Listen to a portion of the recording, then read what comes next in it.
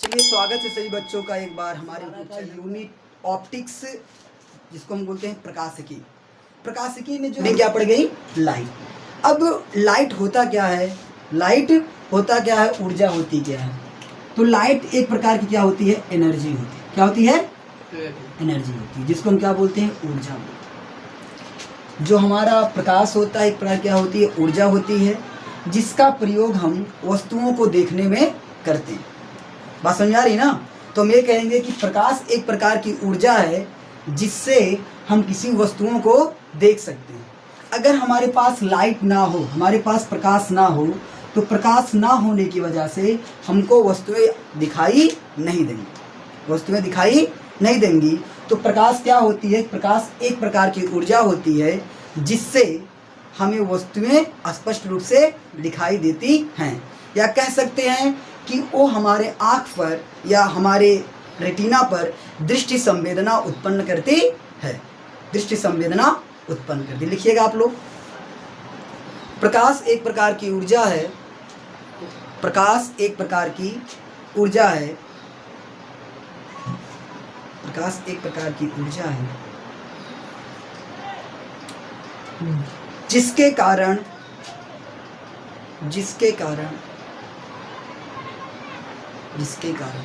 वस्तुएं हमें दिखाई देती हैं, वस्तुएं हमें दिखाई देती हैं, वस्तुएं हमें दिखाई देती हैं। तो हेडिंग आप लोग डाल ही लिए होंगे, लिख भी चुके होंगे, लाइट क्या होती है।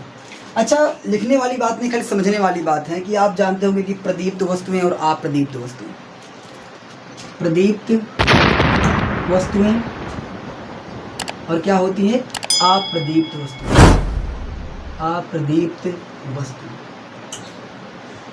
इसमें कोई बहुत बड़ी बात नहीं है, क्लास 10th में भी आप पढ़ के आ चुके होंगे कि प्रदीप्त वस्तुएं क्या होती हैं, अप्रदीप्त वस्तुएं क्या होती हैं। प्रदीप्त का मतलब होता है जिसमें स्वयं का प्रकाश हो, जिसमें स्वयं की लाइट हो। यानी हम कह सकते हैं प्रदीप्त वस्तुएं वह वस्तुएं होती हैं जिनमें स्वयं का प्रकाश होता है, स्वयं का प्रकाश होता है। प्रदीप्त वस्तुएं वह वस्तुएं होती हैं जिनमें स्वयं का प्रकाश होता है, और अप्रदीप्त वस्तुएं वे वस्तुएं होती हैं जिनमें स्वयं का प्रकाश नहीं होता, स्वयं का प्रकाश नहीं होता है। तो आप कहोगे कि ऐसे वस्तुएं जिनमें स्वयं का प्रकाश होता हो। स्वयं के प्रकाश का मतलब हो गया, जैसे हमारे पास एग्जाम्पल में आ गया, जैसे कि हम ले लिए सूर्य, क्या ले लिए, सूर्य, सन, सन में स्वयं का प्रकाश होता है। लालटेन ले लिए या विद्युत बल्ब ले लिए, मोमबत्ती ले लिए, ETC आदि आदि चीज़ों का मतलब, चाहे सूर्य हो, चाहे लालटेन हो, चाहे विद्युत बल्ब हो, मोमबत्ती हो, और भी ऐसी चीज़ें जिनमें स्वयं का प्रकाश हो, उसे हम लोग क्या बोलेंगे, प्रदीप्त वस्तुएं बोलेंगे। और अप्रदीप्त वस्तुएं क्या होती है, जिनमें स्वयं का प्रकाश नहीं होता। स्वयं के प्रकाश ना होने के कारण जब तक इन वस्तुओं पर लाइट नहीं पड़ेगी, प्रकाश नहीं पड़ेगा, तब तक ये दिखाई नहीं देंगे, तब तक ये दिखाई नहीं देंगे। तो स्वयं के, जिस इसमें आ गया एग्जाम्पल में, जैसे हमारा मेज हो गया, जिस पे हम रीडिंग करते हैं, जिस पे हम पढ़ाई करते हैं, तो मेज पे क्या होगा कि जो मेज होगा बिना वो लाइट के, बिना वो प्रकाश के हमको दिखाई नहीं देगा, हमको दिखाई नहीं देगा। तो मेज क्या आपका हो गया, अप्रदीप्त वस्तु हो गई। आपकी पुस्तक, आपकी बुक, किताब, ये भी क्या आपकी हो गई, अप्रदीप्त वस्तुएं हो गई। एक चीज़ आती है चंद्रमा के बारे में, इसके बारे में, चंद्रमा जिसको हम बोलते हैं मून। चंद्रमा एक ऐसा, एकमात्र हमारा पृथ्वी का सैटेलाइट है, उपग्रह। चंद्रमा आर्टिफिशियल नहीं है, ये नेचुरल है, प्रकृति के रूप में बना है। तो पूछते हैं चंद्रमा क्या है, अप्रदीप्त है कि प्रदीप्त है। चूँकि हम पूर्णिमा की रात को देखते हैं, चंद्रमा आसमान में बहुत ही चमकीला दिखाई पड़ता है, पृथ्वी के वातावरण को वो प्रकाशमान करता है। तो यहाँ पे जो चंद्रमा है, ये चंद्रमा में अपना कोई स्वयं का प्रकाश नहीं होता, चंद्रमा में अपना कोई स्वयं का प्रकाश नहीं होता, बल्कि क्या होता है कि सूर्य के प्रकाश पड़ने से, सूर्य के प्रकाश पड़ने से, जैसे आप देखेंगे यहाँ पे, जैसे अगर हम कोई शीशे का चमकना होता है तो ये सन आप मान लेते हैं, सन आपका है, सन किसी मिरर पे पड़ता है तो यहाँ से पड़ने के बाद ये रिफ्लेक्ट होकर जब हमारी आंखों पे पड़ता है तो हमको ये सतह चमकती हुई दिखाई पड़ती है। क्या दिखाई पड़ती है? चमकती हुई। या कभी हम जाएं बाज़ारों में दोपहर के समय तो हमको क्या होता है कि कुछ वस्तुएं चमकती दिखाई पड़ती हैं। उसका मतलब ये होता है कि लाइट रिफ्लेक्ट हो रही है, लाइट का परावर्तन हो रहा है।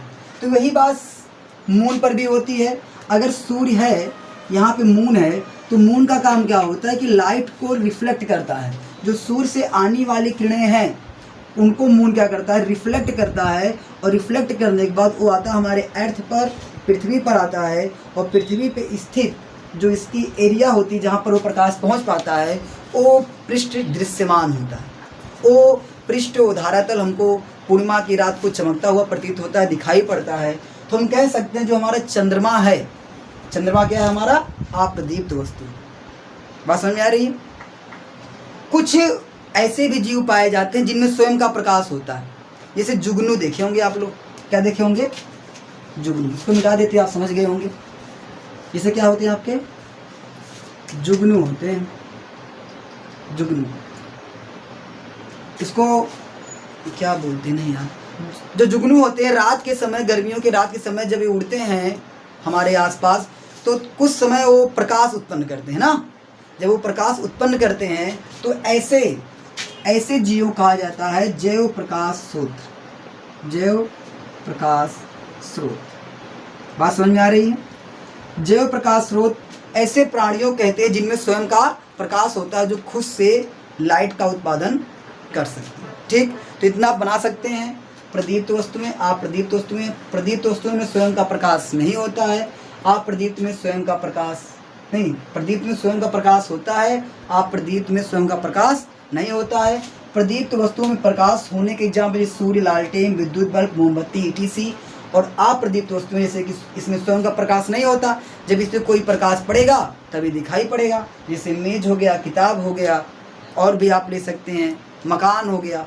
रात में अगर मकान में लाइट नहीं लगी तो मकान दिखाई नहीं पड़ता, अंधेरा काला काला सा रहता है। और सबसे बड़ा एग्जाम्पल इसका है चंद्रमा। एक क्वेश्चन यहाँ से बन सकता है कि चंद्रमा अप्रदीप्त है कि प्रदीप्त है, तो उत्तर क्या होगा आप लोगों का?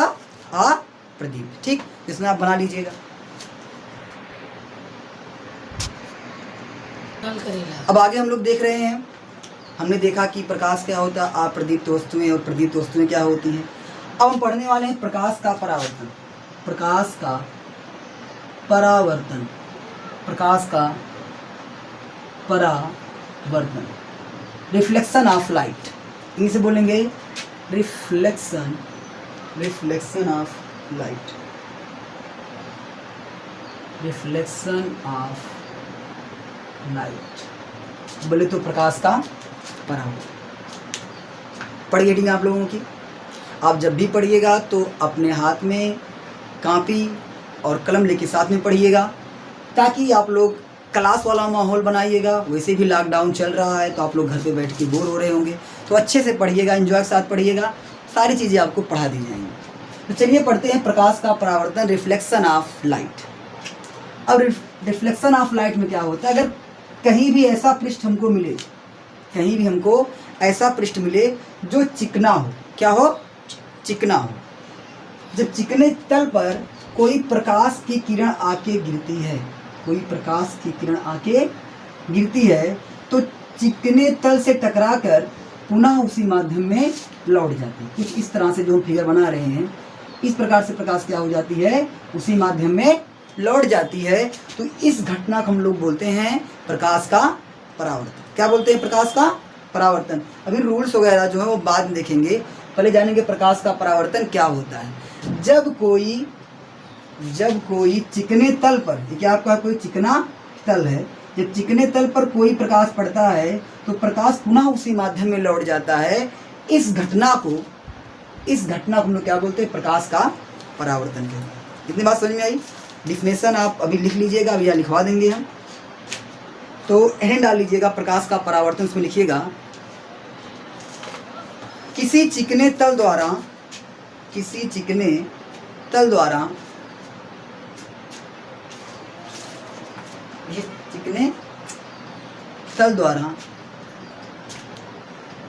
प्रकाश टकराकर, प्रकाश टकराकर पुनः उसी माध्यम में वापस लौट जाती है, पुनः उसी माध्यम में वापस लौट जाती है, पुनः उसी माध्यम में वापस लौट जाती है। इस घटना को ही प्रकाश का परावर्तन कहते हैं। इस घटना को ही प्रकाश का परावर्तन कहते हैं। प्रकाश का परावर्तन कहते हैं। जैसे शीशे का चमकना, जैसे शीशे का चमकना, शीशे का चमकना।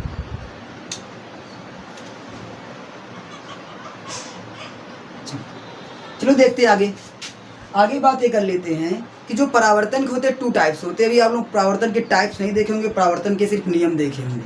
2 नियम आपको बताया गया होगा अभी तक, लेकिन हम पढ़ेंगे परावर्तन के 2 प्रकार। परावर्तन के 2 प्रकार। परावर्तन भी 2 तरीके से होता है। परावर्तन भी 2 तरीके से होता है।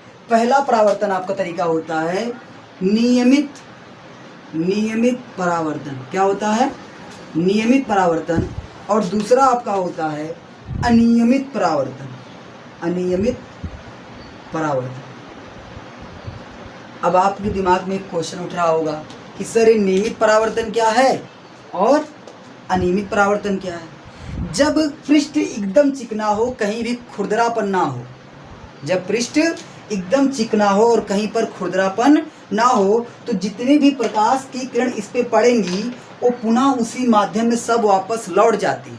इसी घटना को हम लोग बोलते हैं नियमित परावर्तन। क्या होता है? नियमित परावर्तन होता है। और अनियमित परावर्तन में क्या होगा, जैसे कोई सतह आपकी क्या है, खुरदुरी है, कुछ इस तरह से कोई सतह, जब कोई सतह आपकी खुरदुरी रहेगी तो जब इस पे प्रकाश की किरण पड़ेगी तो हो सकता है कुछ प्रकाश इधर जाएं, कुछ प्रकाश इसी दिशा में निकल जाएं, कुछ हो सकता है रिफ्लेक्ट करके निकले, इस तरह से। तो होता क्या है कि जो प्रकाश उस पर पड़ता है वो सभी दिशाओं में फैल जाता है और वहाँ पे कोई हमको चमकने जैसी घटना घटित नहीं होती है। इसको ही हम लोग बोलते हैं अनियमित परावर्तन। क्या बोलते हैं बच्चों? अनियमित परावर्तन। आपने देखा कि नियमित परावर्तन क्या होता है। नियमित परावर्तन में जब प्रकाश की किरण आती है, जब प्रकाश की किरण आती है और पृष्ठ एकदम चिकना हो, कह सकते हैं खुरदरापन लगभग क्या हो, नगण्य हो। खुरदरापन एकदम क्या हो, नगण्य हो। नगण्य का मतलब लगभग 0 के बराबर हो। तो एकदम सरफेस चिकना रहेगा और अंदर पॉलिश भी की हो ताकि प्रकाश उसके आर पार ना चला जाए। तो ऐसी सतह से जब किरणें टकरा के जाएंगी तो इसको हम लोग क्या बोलेंगे, नियमित परावर्तन। क्या बोलेंगे?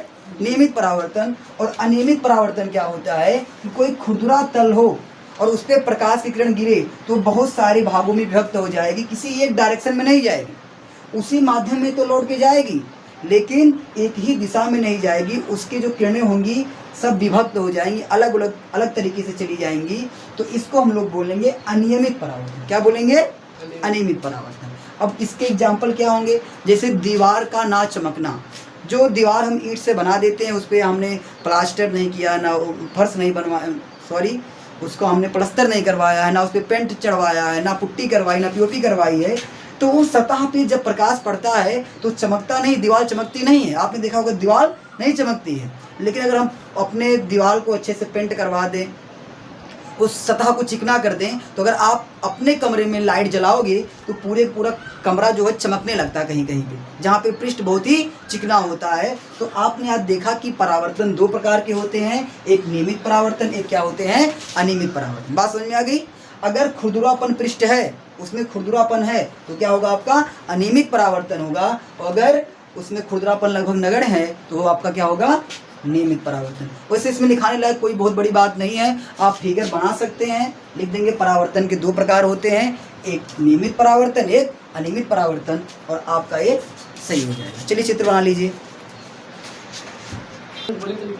अब परावर्तन के नियम, परावर्तन के 2 नियम होते हैं। कितने नियम होते हैं? 2 नियम होते हैं। तो आप लोग लिखेंगे परावर्तन के 2 नियम होते हैं। परावर्तन के 2 नियम होते हैं। कितने नियम होते हैं? 2 नियम। ये चीज़ आप कॉमन लगाओ कि जो परावर्तन का जो दो नियम है, परावर्तन के जो 2 लॉ होते हैं, 2 नियम होते हैं, एक किस पे लागू होंगे, नियमित परावर्तन पे। किस पे लागू होंगे, नियमित। अनियमित परावर्तन में हमने देखा कि किरणें इधर उधर जा रही हैं, तो उस कंडीशन में परावर्तन के जो नियम है अनियमित पर नहीं लागू होता। लागू किस पे होगा, नियमित वाले पे। तो नियमित परावर्तन पर ही ये परावर्तन के रूल लागू होते हैं। तो चलिए देखते हैं रूल क्या है। माना कि हमारे पास एक परावर्तक तल है। क्या है, परावर्तक तल। इसका नाम लिखेंगे परावर्तक तल। आप लोग भी साथ में लिखते चलिएगा। परावर्तक तल इसका नाम क्यों कहा जाता है, क्योंकि ये किरण को परावर्तित करता है। किरण को क्या करता है, परावर्तित करता है। तो देख लेते हैं, हमने इसकी तरफ पॉलिश कर दिया। अब आगे की बात करें। मानते कोई किरण आ रही इस पर, कोई किरण इस पे आ रही है और टकराने के बाद उसी दिशा में वापस लौट रही है। जैसे कि हमने चित्र में देखा कि क्या है, प्रकाश का परावर्तन। तो जो किरण आ रही, जो किरण बच्चों आ रही है, इसको बोलते हैं आपतित किरण। क्या बोल देते हैं, आपतित किरण। और किरण टकराने के बाद जिस डायरेक्शन में जा रही है, आने वाली किरण को बोलेंगे आपतित किरण, और टकराने के बाद जिस डायरेक्शन में जा रही है इसको बोलेंगे परावर्तित किरण। क्या बोल देंगे, परावर्तित किरण। बात समझ में आ रही है। जो किरण आई उसको बोलेंगे आपतित किरण, जो किरण आ रही है उसको बोलेंगे आपतित किरण, और टकराने के बाद जो जा रही है उसको बोलेंगे परावर्तित किरण। ठीक है, आगे देखेंगे। इस जिस पॉइंट पर पढ़ने के बाद परावर्तित हुई है इसको बोलते हैं आपतन बिंदु। क्या बोलते हैं बच्चों, आपतन बिंदु बोलते हैं। आपको समझना पड़ेगा कि ये छोटी छोटी चीज होती क्या है। जो किरण आ रही इसको बोलेंगे आपतित किरण, जो जा रही इसको बोलेंगे परावर्तित किरण, और जिस पर टकरा रही इसको बोलेंगे आपतन बिंदु, और ये क्या होता है, आपका परावर्तक तल होता है। अब आगे देख लेते हैं। हमने क्या किया कि इस पॉइंट पर हमने एक अभिलंब डाल दिया, नॉर्मल डाल दिया, जिसको हम लोग बोलते हैं अभिलंब। क्या बोलते हैं, अभिलंब। हमने एक लंब खींच दिया। लंब का मतलब होता है जिसका एंगल 90 डिग्री हो, हम इसको क्या बोल देंगे, अभिलंब बोल देंगे। तो हमने आपतन बिंदु पर एक अभिलंब खींच दिया। बात समझ में आ रही है। आपतित किरण आने वाली किरण, परावर्तित जाने वाली किरण, जिस बिंदु पे पड़ रही इसको बोलेंगे आपतन बिंदु, और ये बीच में हमने जो लाइन खींची उसको हम बोलेंगे अभिलंब। क्या बोल देंगे, अभिलंब बोल देंगे। अब थोड़ा ध्यान से अगर देखेंगे तो यहाँ पे एक एंगल क्रिएट हो रहा है। क्या क्रिएट हो रहा है, एक कोण बन रहा है, और यहाँ पर भी एक कोण बन रहा है। कहने का मतलब आपतित किरण और अभिलंब के बीच, समझ में आ रहा है ना, आपतित किरण और अभिलंब के बीच जो एंगल बनता है इसका नाम यहाँ से लेते हैं, इसको बोलते हैं आपतन कोण। क्या बोलते हैं, आपतन कोण। ठीक है, और ये परावर्तित किरण है और ये अभिलंब है, तो इसके बीच जो एंगल क्रिएट हो रहा है, जो एंगल बन रहा है, उसको हम बोलेंगे परावर्तन कोण। क्या बोलेंगे बच्चों, परावर्तन कोण। तो ये आपका हो गया आपतन कोण और ये आपका हो गया परावर्तन कोण। बात समझ में आ रही है। अब समझने वाली बात यहाँ पे, आपतन कोण को हम लोग कहते हैं स्मॉल आई। क्या कहते हैं, स्मॉल आई। और परावर्तन कोण को बोलते हैं आर। परावर्तन कोण को बोलते हैं आर। कितना आप नोट करिएगा, जल्दी से बना लीजिएगा। बन गया भाई तुम लोगों का, हो गया ना।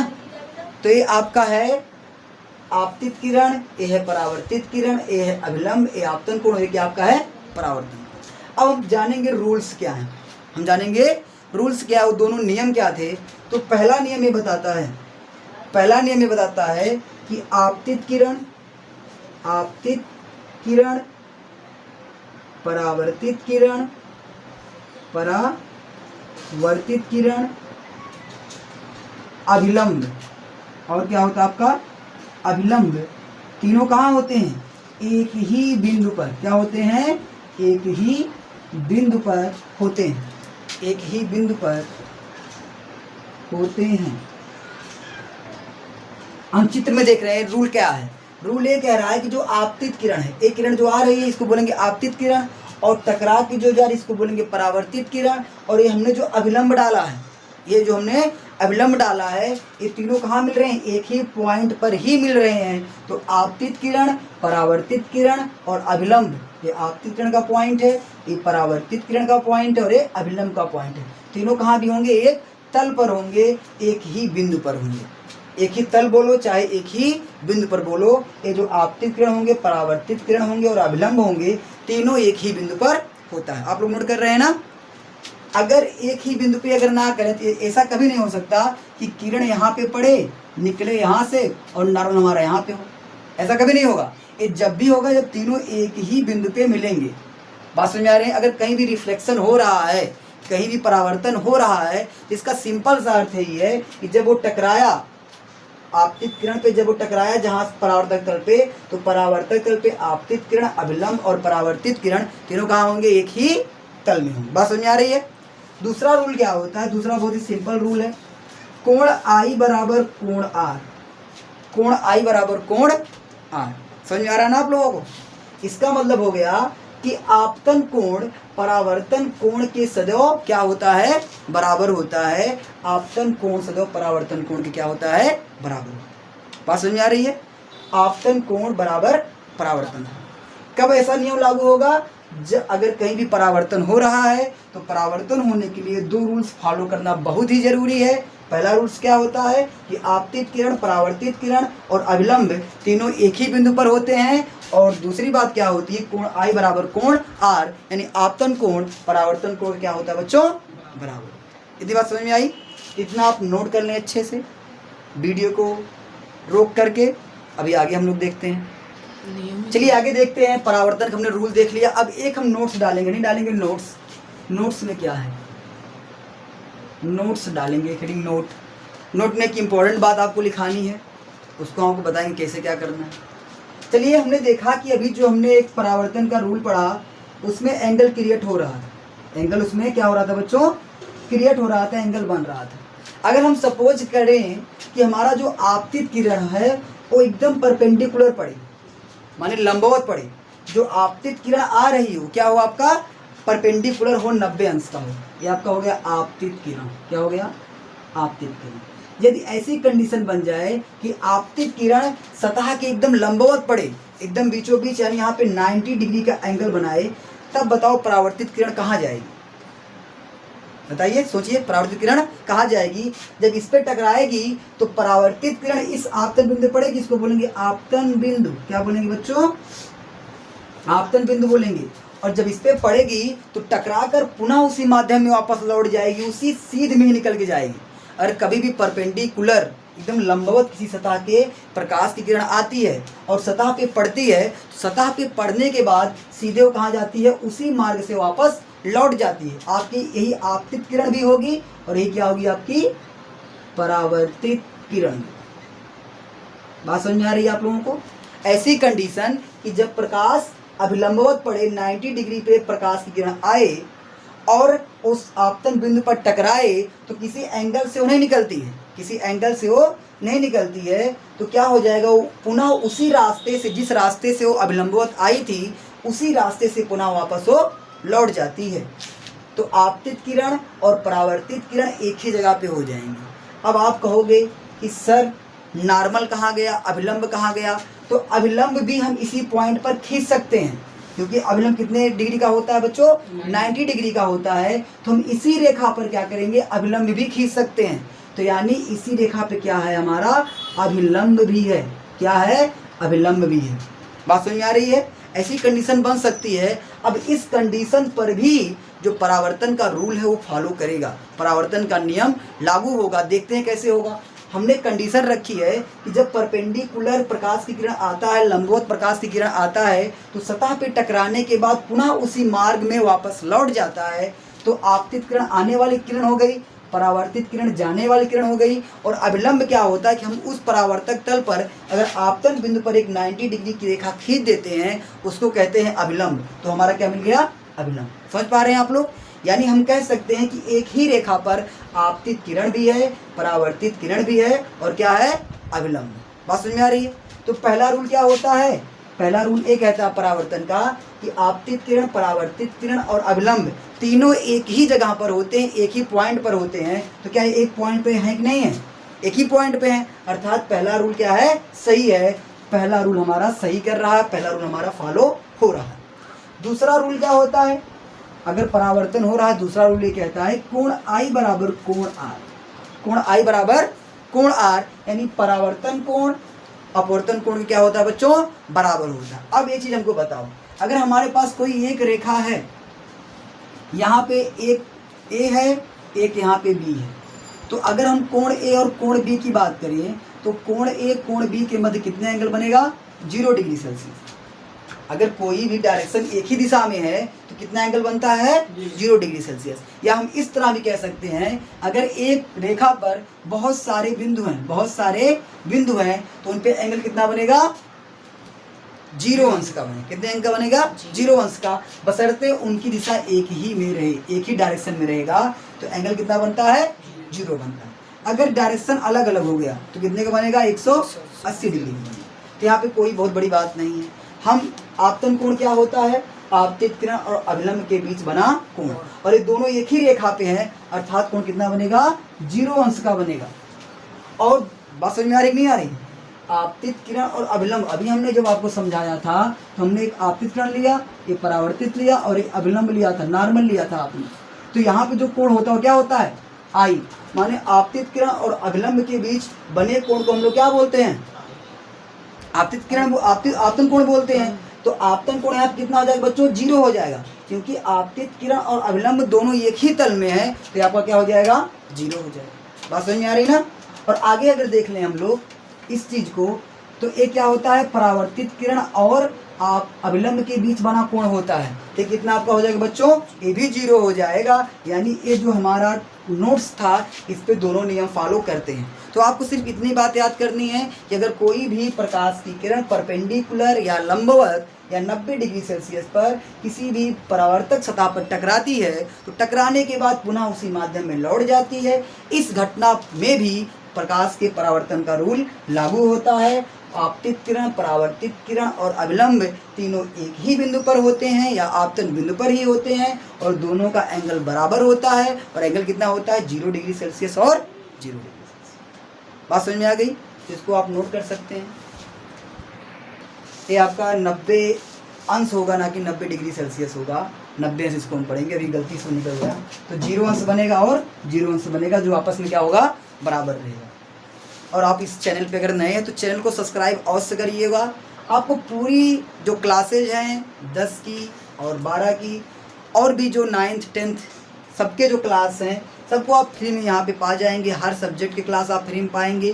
थोड़ा समय लगेगा यहाँ पे सेटअप करने में, टीचरों को बुलाने में, तो धीरे धीरे आपको सब यहाँ यूट्यूब के माध्यम से आपको पढ़ा दिया जाएगा। आपको कहीं जाने की आवश्यकता नहीं है।